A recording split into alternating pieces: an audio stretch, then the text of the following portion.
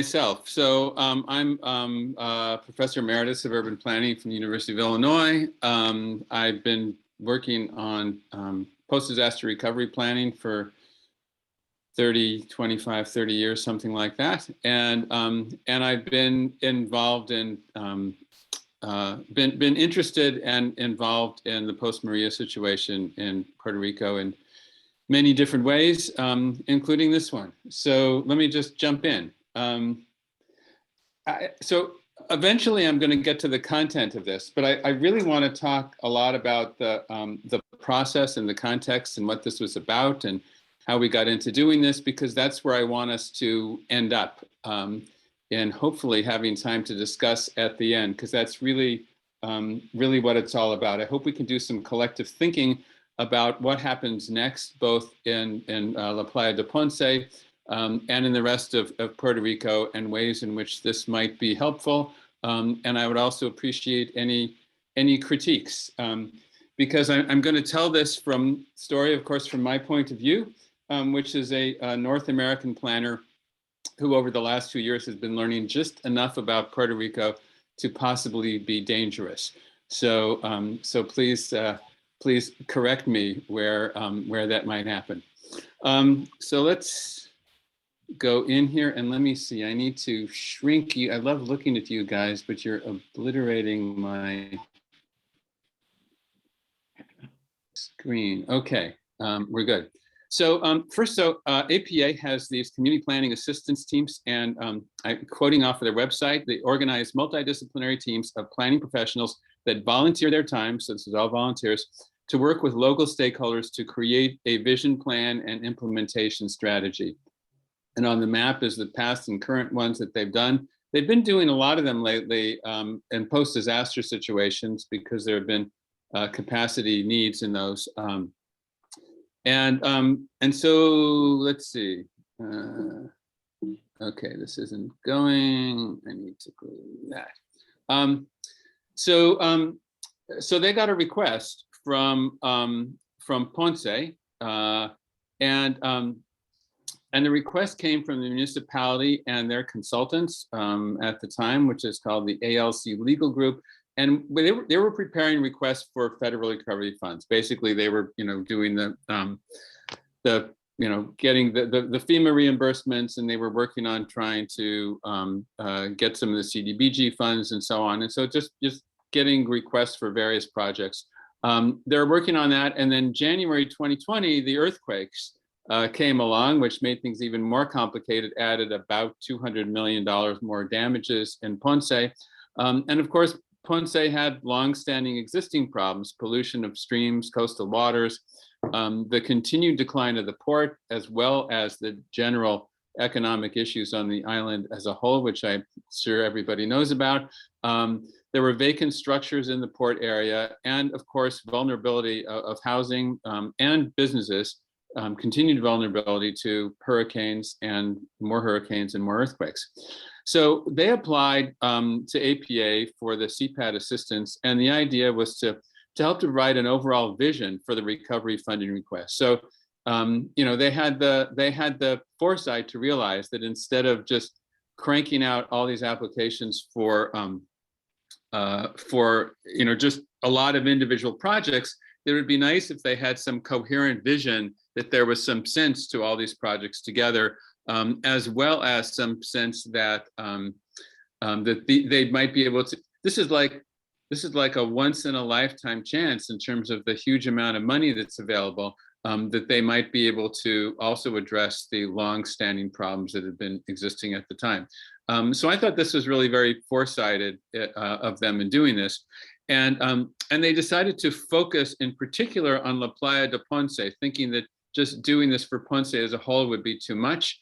And La Playa de Ponce, it has a unique set of problems, and it's the traditional barrio of the historic port in Ponce.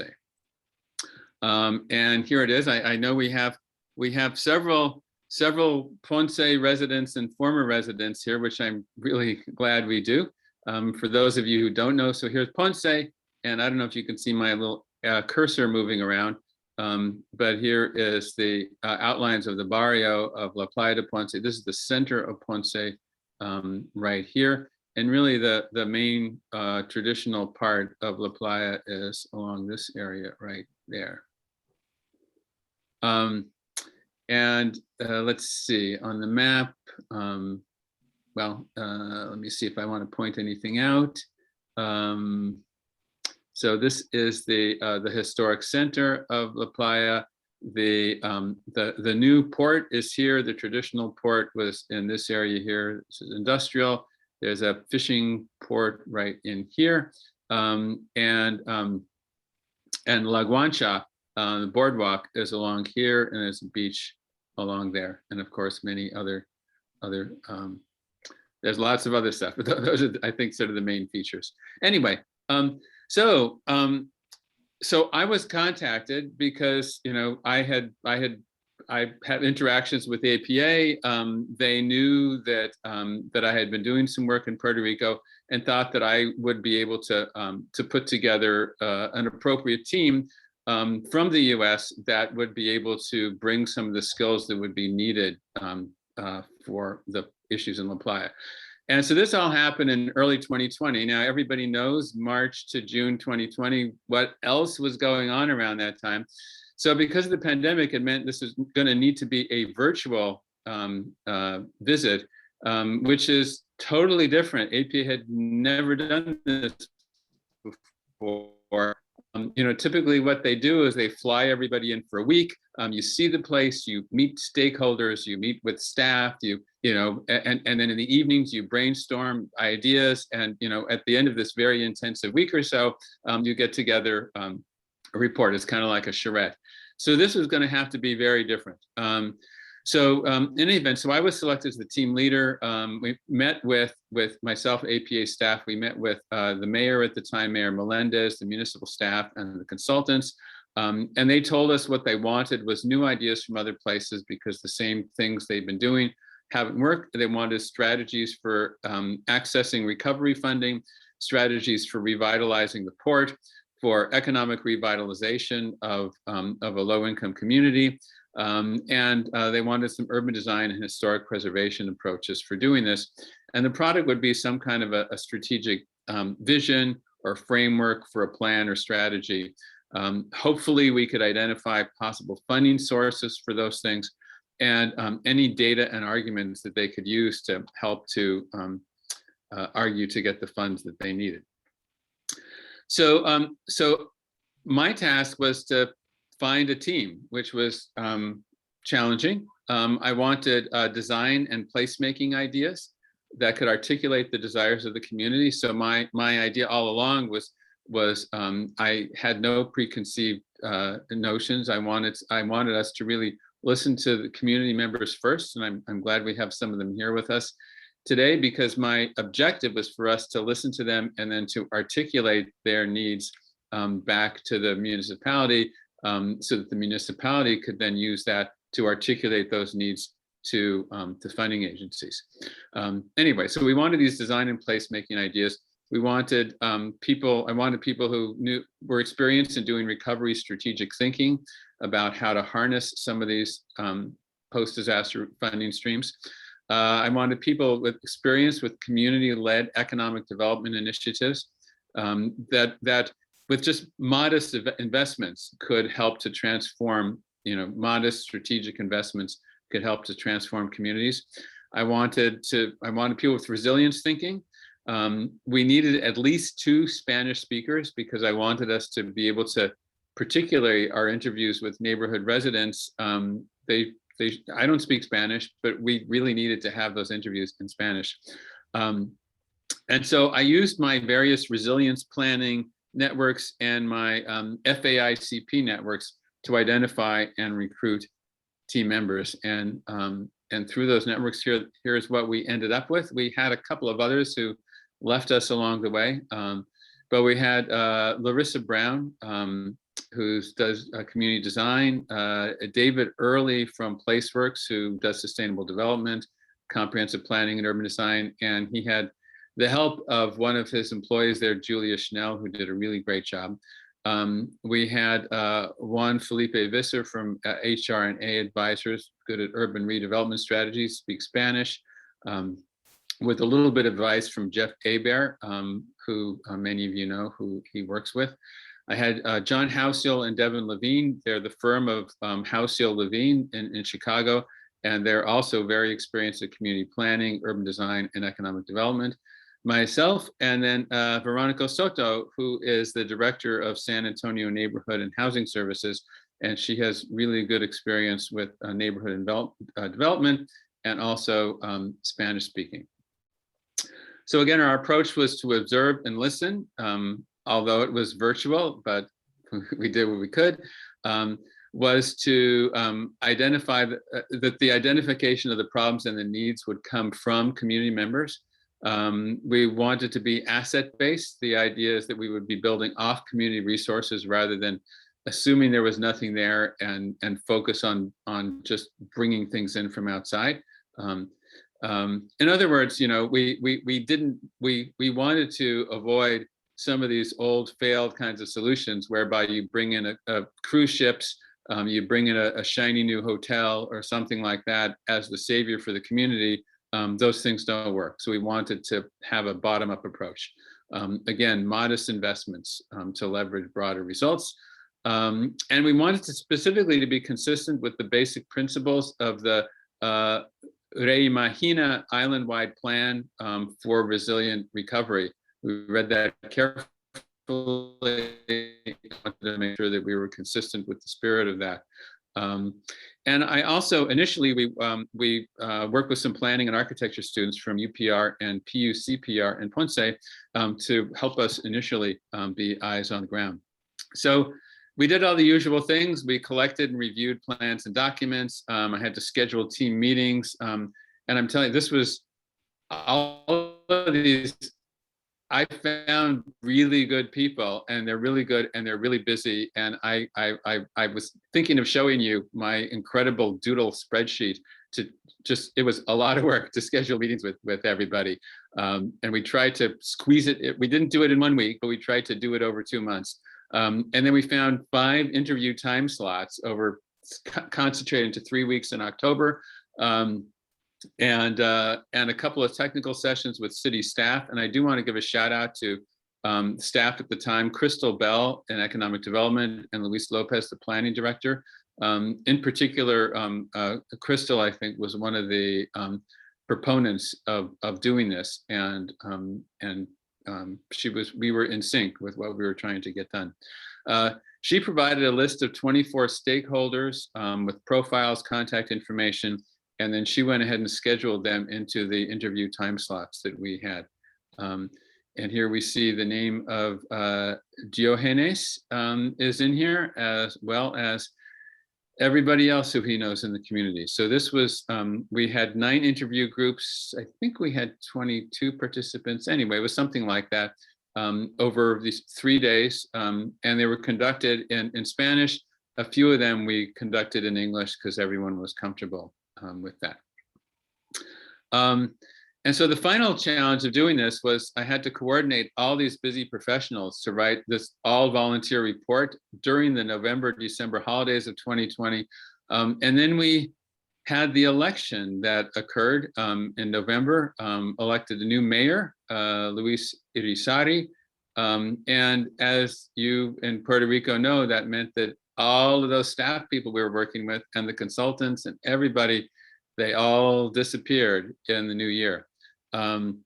So then we were waiting for a new planning director to be appointed.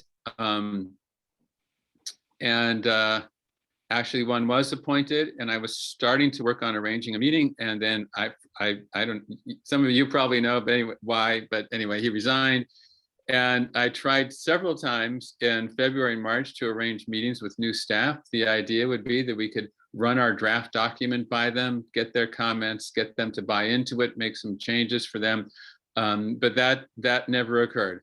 So finally, in consultation with others, some of you here, decided to just go ahead with the report as is. You know, it was, it was solicited officially by the Municipality of Ponce, so we were submitting it back to the Municipality of Ponce. And importantly, I wanted to submit it back to the stakeholders because, again, the idea was that we were articulating their needs. And so in order to do that, this is when we knew that we absolutely had to have a Spanish version. And I'm giving a shout out to PlaceWorks. David Early found 3 of his Spanish-speaking staff who kindly volunteered to translate it into Spanish. And I got help from Carmen Concepcion, who reviewed both the English and she reviewed the Spanish version to make sure that we were speaking in Puerto Rican that people could understand. So that's an explanation of all of the we had to go through with this volunteer effort to make this thing work. And finally, we got it done in September of this year. So let's look at the time. We're good. I'm just very briefly going to touch on what's in the report. It sounds like many of you have read it. And again, I really want us to have some time to talk at the end here. I've pretty much given an idea. The general principles, as we're working from the bottom up, is it's based on the community. So dignity of the residents and the people who are in the members of the community. We wanted to focus on placemaking, economic revitalization, and sustainability. And our recommendations fell generally into engagement and capacity building. So having some kind of a permanent process that engages the community, and more than engages the community, empowers the community, as well as builds the capacity of municipal staff so that the two of those, the staff and the community, can be working together and it all comes from them. And so we had some suggestions for doing that, but this is really the fundamental principle is that, we're not the ones that have all the wisdom. We really hope that there would be a process by which both the community and municipality can carry these ideas forward. And then generally, we laid out some ideas for investing in place. And this would be for both La Guancha and the Port, for LaPlaya Center, for dealing with flooding issues, dealing with longstanding transportation issues, and parks and open space. So briefly, what those things say in terms of the engagement and capacity building, we suggested initiating a formal community engagement program for LaPlaya, where there would be a appointment of a committee and resources for doing so. Similarly, building capacity of municipal staff and having various ways to build capacity of the community stakeholders. So again, it all starts with the community, but some of these things are easy to say, but these kinds of things, they require resources too. It's not just buildings and infrastructure that require resources, but having a viable engagement program does as well. And then briefly on the substantive areas here, La Guancha, we had asked about La Guancha and the beach and the historic port, whether it might make sense to focus resources in one place or the other. And one of the participants said, it's like your two children. You can't say that one is more important than the other. So we got that message. So all things are important. So rehabilitating La Guancha for a variety of public uses, rebuilding and repairing the boardwalk. It needs better road, trail, and transit connections to the historic center. And as far as the port, we didn't want to focus too much on the giant port that was built with great ambition several years ago. We don't think that that's going to be the thing that transforms Ponce or La Playa de Ponce, but it's there and it is important, and we should continue to explore ways to expand its market among other strategies. As far as LaPlaya Center, there's some immediate things we think can be done in terms of a building inventory, facade program, develop a business association. I don't think there is one right now. We could be wrong, but we didn't seem to see that. Need to build on the existing arts and culture economy, which is what Diogenes is one of the leaders of, and but develop an action strategy based on that. Preserving the historic character, making LaPlaya Center a model of sustainability and resilience by a combination of floodproofing, greenery, renewable energy, all of those things, and then creating a master plan for Puerto Viejo. And again, that needs to come from the members of the community. As far as flooding, this is one area where some of the post-disaster funding, it's fortunate that that's now available because it can help to fix some of the long-standing problems. Storm drain repair, maintenance, sewage system repair, and creating infiltration areas. Now we know, from the map here, we know that, I mean, it's low lying. A lot of it is low lying. It's an existing flood hazard area. It's going to get worse with sea level rise. But there's many ways in which this can be mitigated. Some of these initial ideas I've suggested, but also a watershed scale flood improvements throughout Ponce, upstream, preventing preventing development in wetlands, adding new water retention and infiltration sites. And then I don't know if I've mentioned in the other slide here, but also in terms of the historic buildings in LaPlaya, there's ways in which, if not elevated, the first floors of those buildings can be elevated. There's ways in which, a lot of ways, with some of the post-disaster money that's coming, that LaPlaya can be made significantly more resilient to flooding than it is now. As far as transportation, there's an obvious need for several new connections between existing roadways, pedestrian and bicycle access within LaPlaya, and also between LaPlaya and Ponce Center would help to connect it better. And in terms of residents of Ponce, it would help to connect it better. And a lot of tourists, both from elsewhere in Puerto Rico, as well as from around the world, come to visit Ponce and to improve those connections between the historic center and the port would facilitate all of those people to be able to get to and from LaPlaya much better. And also, we suggest filling in gaps in the network of neighborhood scale infrastructure, which is more sidewalks, more bike paths, and more neighborhood green spaces.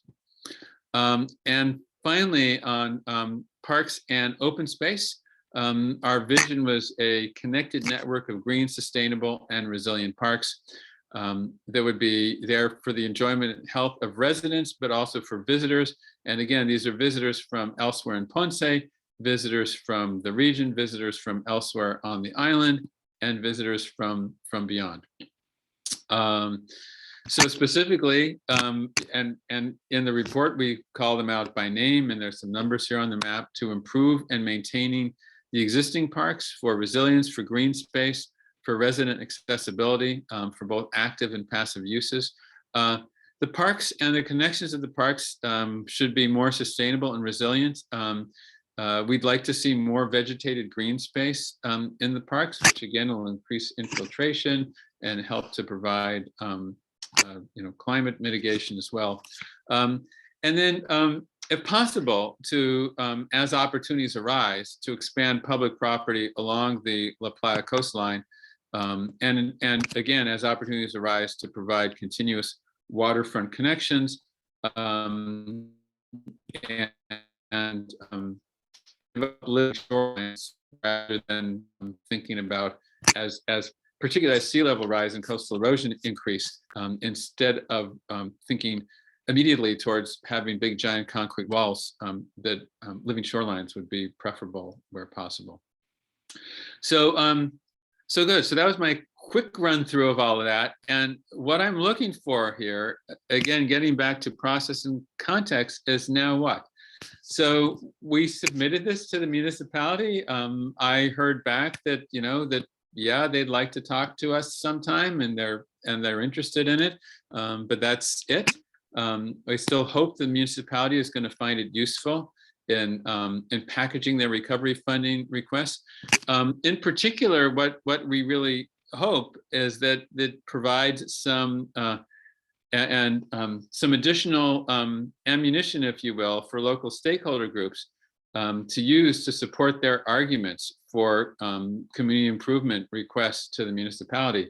And David and Diogenes can confirm or whatever, it can let us know whether this is true. Anyway, we're hoping that they can use this for, again, organizations like Un Nuevo Amanecer, for artists, business owners, some of the event organizations like Carnaval de Vigilantes, Club Cruce Anado, and others, and for leaders of neighborhoods. So I'm hoping we can get some ideas here in terms of how this might be used, how this approach might be used. And also, we were also hoping in doing this that there could be some inspiration for other communities. Again, the idea that that there are community-based ways in which we can do resilient recovery, and we try to present a vision of that from a group of highly experienced planners from the U.S. who have done this in other places. And we're hoping that this can help to support some of those efforts, not only in Ponce, but elsewhere on the island.